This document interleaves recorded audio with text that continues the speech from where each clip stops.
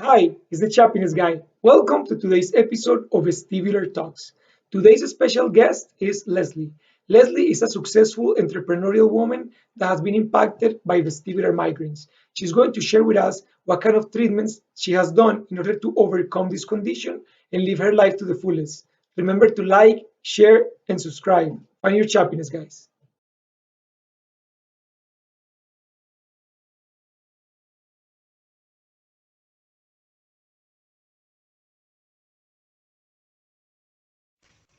Right, Leslie, we're live. Awesome. How are you today? I'm doing really well, thanks.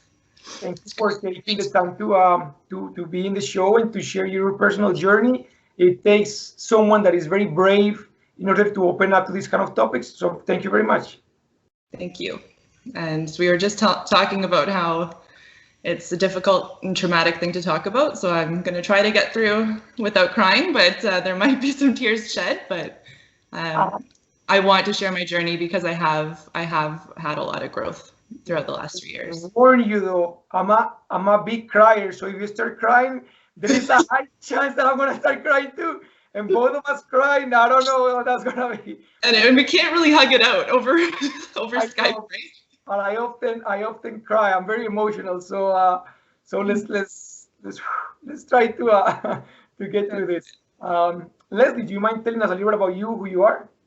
Yeah, so my name's Leslie. I'm the mom of 2 kids and I'm married. I have a 4-year-old and a 2-year-old. Well, 4.5 and 2.5, so they're my whole life. And I'm also a business owner. So my husband and I started a business when my son was just born.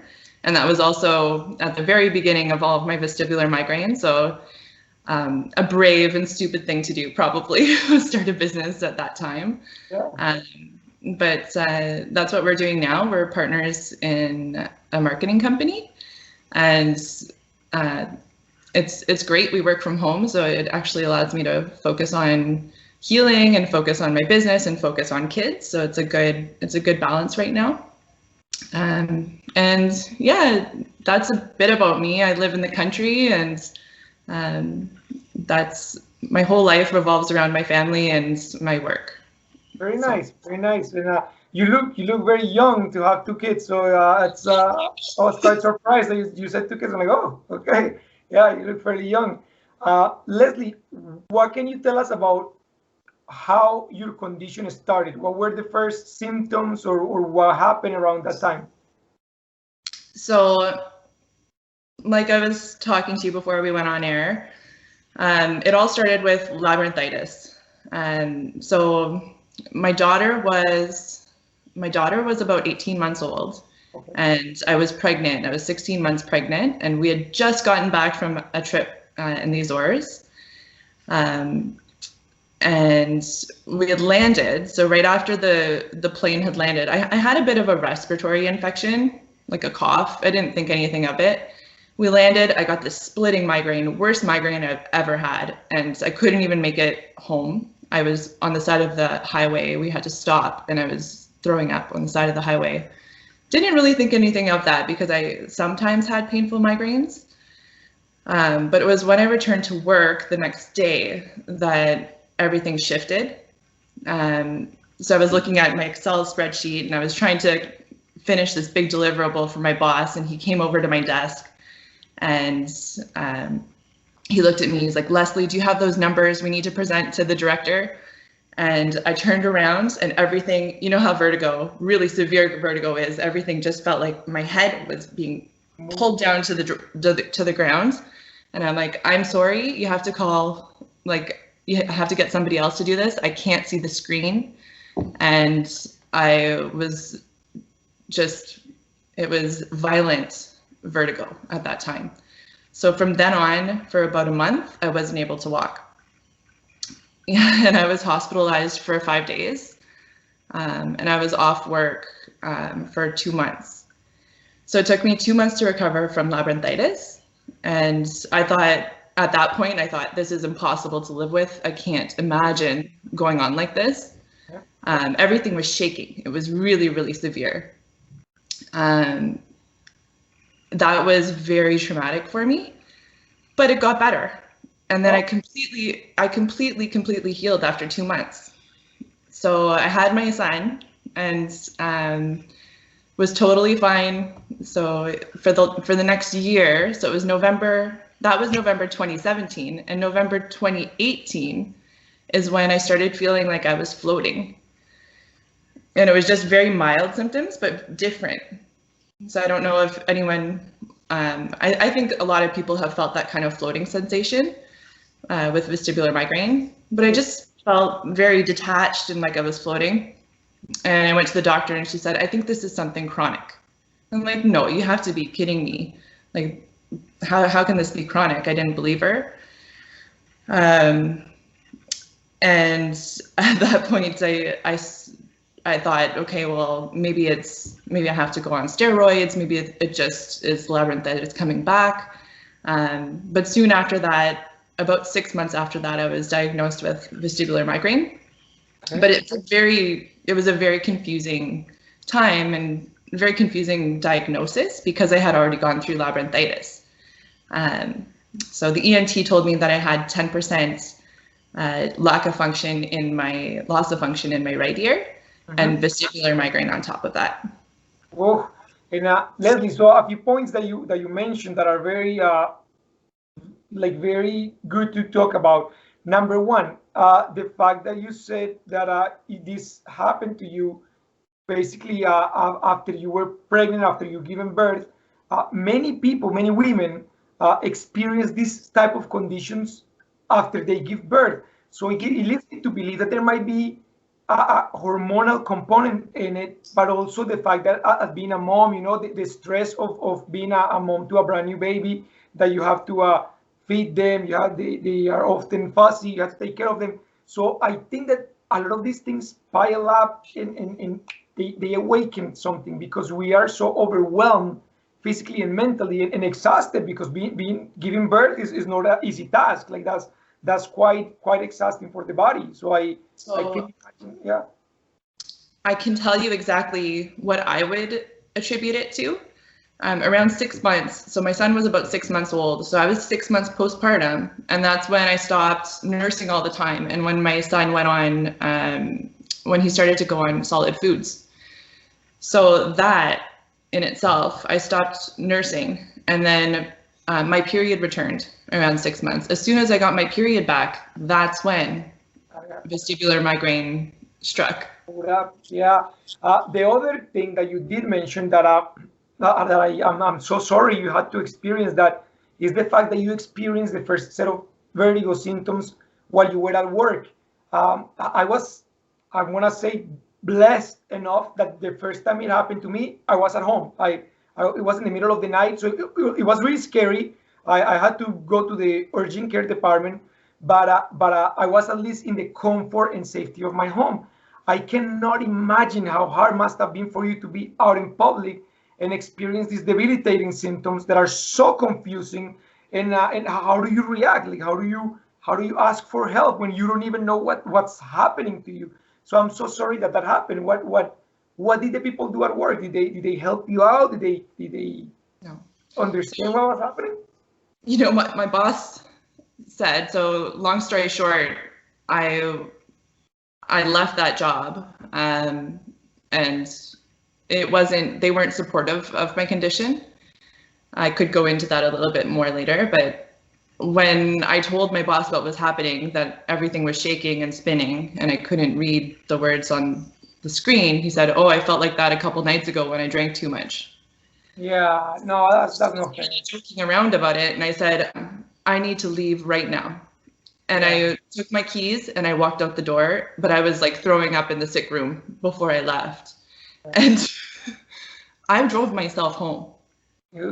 My husband wasn't answering the phone. I should have called an ambulance, but I drove myself home and I called my mom and I said, "There's something not right." I thought I was having a stroke. I had no idea what was happening.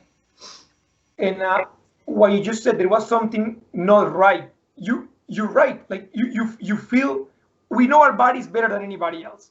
So we know when something is not quite right, when something seems off and something seems off kilter.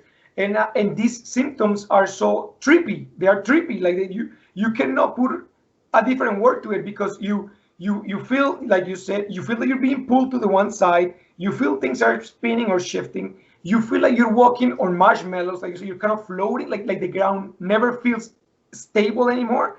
And the visual disturbances, like you mentioned, things are shaking and vibrating. And this is not only physical, but the mental and emotional exhaustion that it causes. It's crazy. So I can't even say how proud and how amazed I am of you by being able to not only drive yourself, but continue being a mom and a wife while dealing with this. Like I can't even imagine what how hard must have been. So what happened when you told your family members what you were experiencing? What did they say? I don't think anyone fully understands. And I still believe that to this day, that no one fully understands what you're going through, unless it's somebody like you or someone who's experienced vestibular problems in the past. They don't really understand the sensations and the impact that it has on your emotions. But my husband was supportive. He was there with me in the hospital. I didn't really understand the diagnosis of labyrinthitis. I didn't understand the diagnosis of vestibular migraine until much more recently. Did I realize that it's very chronic and I have to deal with it for the rest of my life, but deal with it well. So like that's a positive. There is positive and a lot of light to the condition that I found. But my family was supportive. My mom and dad were supportive as well. At that time, my aunt was actually dying of a brain tumor, so my parents weren't able to come. She was in the hospital dying at the same time that I was in the hospital, so she trumped me. But Leslie, I'm sorry for your loss, for your aunt, but did that cross your mind? Pardon? Did that thought of what was happening to your aunt, did that cross your mind, that you were like, oh, maybe I also may have a tumor, or maybe I'm having, because I personally, when this happened to me, I was like, oh my God, like I'm having a stroke or a tumor is happening in my head. So what was your reaction? Exactly that. So I thought my aunt has a brain tumor. She just had a stroke or an aneurysm, and this must be what's happening to me. I wanted an MRI right away. I was pregnant, so they couldn't do a CT scan, so I had to wait for the MRI. But the number of times that I went to Emerge and tried to get to get an MRI, and the doctors would just say, the Emerge doctors would say, I think this is anxiety. You need to go home and get more sleep. Oh, you're a very stressed out mom. I'm like, oh my gosh. Yeah, I'm in a very anxious state. I agree with you, but this is much more than that. Yes, of course. Something that you did say is that you mentioned that you didn't really understand the diagnosis of vestibular migraines. It's often difficult for us to comprehend that this is a migraine. We often are like, how is a migraine causing all of, because we often associate migraines with headaches. But this, as you know, it doesn't often give headaches, and but it gives the dizziness, the sensation of being off balance. So it's I completely understand what you mentioned. Did they offer, when they diagnosed you, did they offer any treatments, any medications, anything that will help treat it? When they diagnosed me, they offered an antidepressant. I can't remember what it was at this time, and vestibular rehabilitation. And I eventually went on to amitriptyline, and I didn't find that helped very much, but vestibular rehab really helped me, and it helped. Number one, it helped to stabilize my gaze, and it helped with my balance, and I still do that every day. And I do yoga with vestibular rehab in mind, so All right. I still really rely on that. So how long has it been since you were diagnosed to now? It's been about a year and a bit. I've been on medication. So it was a good 2 years that I wasn't diagnosed. So it's been about a year and a couple months. And I've been on the medication that I'm on currently for a year. Okay. Sorry, if you don't mind asking me, what medication is that? Effexor Effect. and Oh, okay. And topiramate as well. how do you find it works? Because many people actually say really good things about Effexor. Apparently, it's hard to come off, but they apparently say that it works well. Yeah, I've seen awesome results with Effexor, like better than topiramate, better than anything I've ever tried. Um, I have had to up my dose twice. Okay. So it does, what I've found is it works for about 2 months and then I'll have a flare. And then I'll up my dose and then it'll work for another 2 to 3 months and then I'll have another flare. But like it's getting me through. So I guess it's part of life. It's unfortunate that it is part of life, but it's, as you well know, there is no real cure for these conditions. But there is hope. There is hope, like you said. There is hope to live a good quality of life. Like you look radiant, you look vibrant, you look strong and sophisticated. Like if for me, if I didn't know this condition, I would look at you and I'll say, like, like I can imagine you went through this because you look perfectly fine. And that's part of the misconception that many people have, that it's such an invisible condition that they often say, well, you look good, so what do you mean that you have all these symptoms? So that's why raising awareness is so important, right? It's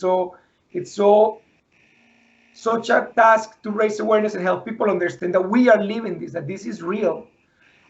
Leslie, so what about now that you've been on the medication, you've been doing the vestibular rehabilitation therapy? What kind of bothersome symptoms do you still experience? uh, sometimes I get really, so during flares, I still experience mild symptoms. So I'll still feel like I'm floating sometimes. I'll still feel like I can't hold my gaze, or that I can't track objects that are moving fast. Like if a train were to go by, I would be like, no, I'm not or like a fast car. Um, Bright lights still bother me sometimes. Uh, all of these things during flares. Sometimes if I'm in a really bad flare, and this happened when I first moved to this house. So this was we moved in October. I had 3 weeks of constant nausea. Constant. No dizziness, just pure nausea every single day. And I couldn't figure out why. So I just upped my dose of Effexor and it went away. But nausea has been really bad for me. And I live with the symptoms, but I know how to manage them now. Whether it's through, if I'm nauseous, I'll chew gum, or I'll have a tea, or I'll take medication. Like I do take a lot of Zofran to manage my nausea. Leslie, you mentioned that, okay, so the medication, the VRT, you also mentioned yoga. What other therapies do you do to help yourself find that balance that you need? So I'm really into boxing, which nice. is great for vestibular. It's really awesome. And I actually made a huge list. Yes, last night I was jotting down things that have helped me just in preparation for this talk. But okay. Boxing, I work out every morning. So every morning I'll go downstairs with my husband, we'll work out online. And we just do, we'll do like boxing exercises, or we'll do yoga, or we'll do other YouTube videos. So everything's online, and we'll work out with a crew virtually. Nice. Yeah, and I got this balance ball. I should show it to you. It's like a half balance ball. Yeah, it's like cut in half. Yeah. Yeah, so I have one of those. Nice. And I use that all the time to help even more with my balance. So I'll do like tree on the ball and just try to stabilize myself even more. Nice. The boxing part, like it's interesting because I uploaded a video a couple of weeks ago with a boxing reflex ball that you put on your forehead and you start punching it, and and it does help. Like it's a little bit uncomfortable at first because your eyes seem to be lost trying to find the ball. But as you do it and you get more confident, it does work. Like you do help. It does help to feel more confident and more balanced. So yeah, you boxing, I'm not surprised. Yeah. Yeah, for sure. And I actually feel that I have better reflexes now than I did before all of this vestibular stuff. So because I've been working so hard on my balance and because I've been working so hard on like my hand-eye coordination, I think it's improved more than it was before. So something, I use oils a lot. So peppermint oil helps me. If I'm feeling like really tired, I'll just like put it all on the back of my neck. I don't sell oils or anything like that, but I have a hot tub, so sometimes I'll just go and have a hot tub and that helps. And this is Canada, so I was not going to mention this because I might share it with friends and family, but since it's Canada, I smoke marijuana a lot, and that has really, really helped in my healing, and I use it medicinally. I use that. I actually found somebody else that said that, I'm not going to mention her name just because I don't know if she would like it, but she's quite popular in the vestibular world, and she does Delta 8 gummies. So they are weed infused gummies, and she says that they also help her a lot. And I'm like, really? I'm like, do they make you feel like high and out of control? She's like, no. She's like, I actually feel better when taking the gummies. And I was like, wow, okay, I didn't know that. So yeah. That's been a big help for me, and I'm not sure if it's just help with anxiety or what it is, but it helps me just chill out at night, and it gives me something to look forward to, and I feel great the next day for the most part. So nice. Leslie, what about the quality of your sleep? Are you able to get some sleep? Because the medications like Effexor or amitriptyline or triptyline, they often say take them before bed because they help you sleep. But I find that in my case, I have to take it at like 4 or 5 p.m. because if I take it before bed, they make me very hyper. They make me like, I don't want to go to sleep. How do you find you with your sleeping patterns? So when I started taking Effexor, I take it in the morning because I couldn't sleep at night. I started having a lot of trouble sleeping. That's one of the reasons I started smoking marijuana at night. That helps me. So smoking weed before bed helps me sleep. And I won't lie that I'm probably a little bit addicted to it for that reason. So I'm not saying it's a good thing, but it does help me sleep, and I do get a good full night's sleep at night now. But it wasn't always the case because of the medications. Yeah. Have you found any diets that affect you, like any foods that might trigger you or make you feel better or worse?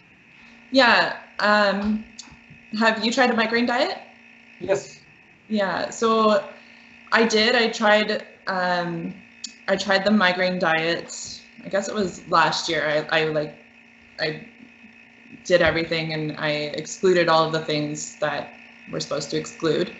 I didn't find a big difference.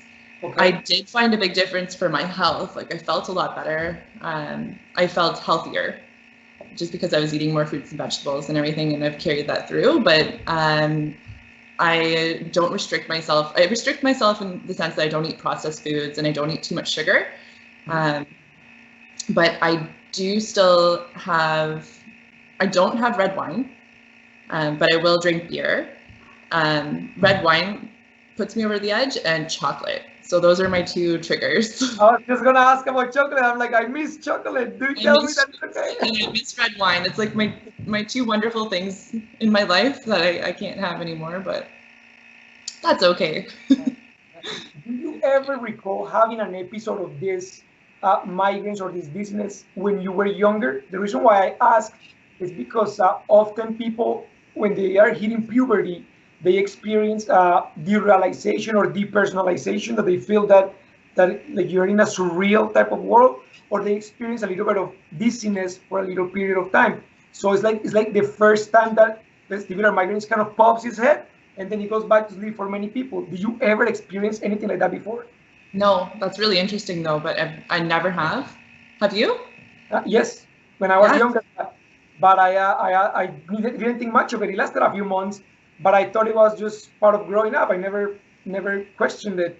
So now that is chronic, in my case, I think back to the past. And I'm like, yeah, I did experience these symptoms when I was much younger. Uh, Yeah. Leslie, before we went on the air, we talked about the PTSD that discusses emotionally. What sort of coping mechanisms have you found help you with dealing with the anxiety or the mental stress discusses? Um, so last year, about this time, I hit rock bottom. Like I was at my lowest point. I was very depressed, and I think all of us will go through that at some point in our healing journey. Um, I I thought this was like that I couldn't live with it, and I was becoming a shell of a person, Mhm. if that makes sense. Yes. It was all about my it was all about this vestibular condition, and all I wanted to do was sit on the vestibular forums, and I got really obsessed with it and obsessed with getting better. So I had to get myself out of that funk. So I found that talk therapy really helped me, and that was in the first lockdown. So that was March last year. I had a terrible flare. I think I had COVID, and then after COVID, I had this horrible flare, and it took me a long time to recover from that. So I found a therapist, and I was talking to her on the phone every day, and that really got me out of that deep, dark place that I was in. So that helped a lot. I think having a doctor who believes in you and believes that you can get better, at least to some level, really helps as well. Because if you have a doctor that thinks you're not ever going to get better, or thinks like this is what you have to live with, and you're kind of at your plateau, you want to find another doctor. Yeah. What else has helped?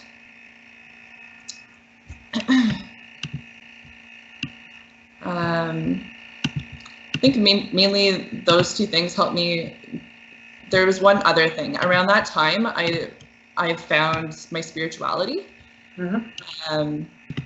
And I started going to church, and my husband and I started going to church together with our kids, and that really helped me see that I don't know, I'm not alone. No, and it sounds like you have a very, like your parents sound very supportive, your husband sounds very supportive, and I'm sure your children probably surround you with love all the time. So it sounds like you have like a really good circle of love that helps you feel more grounded and feel a little bit better. That is, Leslie, where can people find you if they like to ask you some questions? They can find me at rebalanced_life. That's my handle on Instagram for vestibular migraine, or you can find me on just my normal personal Instagram at Leslie Ann Jumlau. Okay, thank you. Before I ask you my last two questions, I want to say I have interviewed Lauren. She's a vestibular therapist in Ontario. So I don't know if you ever like to chat with her. She's very supportive. She's very knowledgeable as well, and she's trying to raise more awareness about vestibular disorders across Canada because many doctors in here are not familiar with the conditions. So if you ever like to talk to her, let me know, and I'll make you guys contact. Yeah, pass me her information. I'd love to. I'd love to connect with her. Leslie, what does the future hold for Leslie? What does the future hold for me?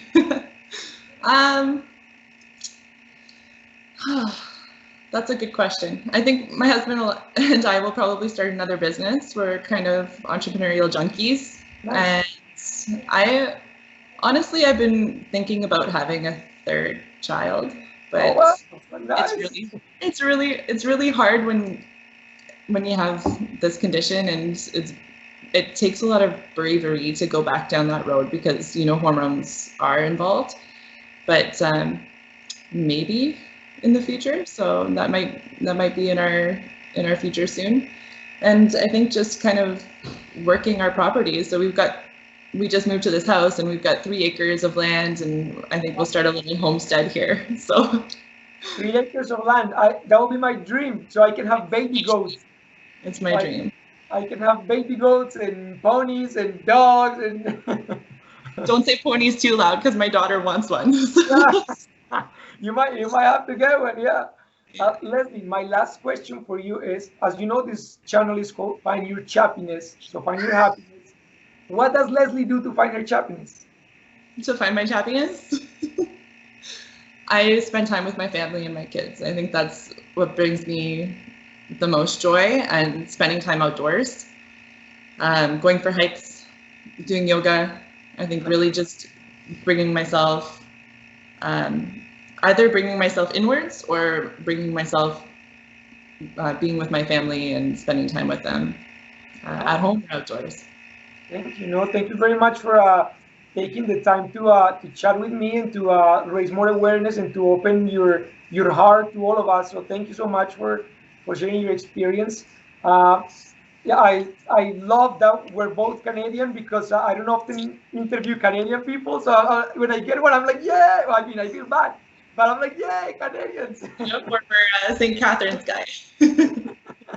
So yeah, no, so that's awesome, and yeah, I thank you for being so supportive on Instagram. You're one of the few people that often make me feel better when things are a little bit rough for me. So thank you very much, and yeah, continue spreading that joy. And you have a new friend in Calgary. If you and your husband and your kids ever want to come by, welcome to Calgary. Likewise. Awesome. No, thank you, Leslie. All right, have a wonderful day. You too. Okay. Bye. Bye.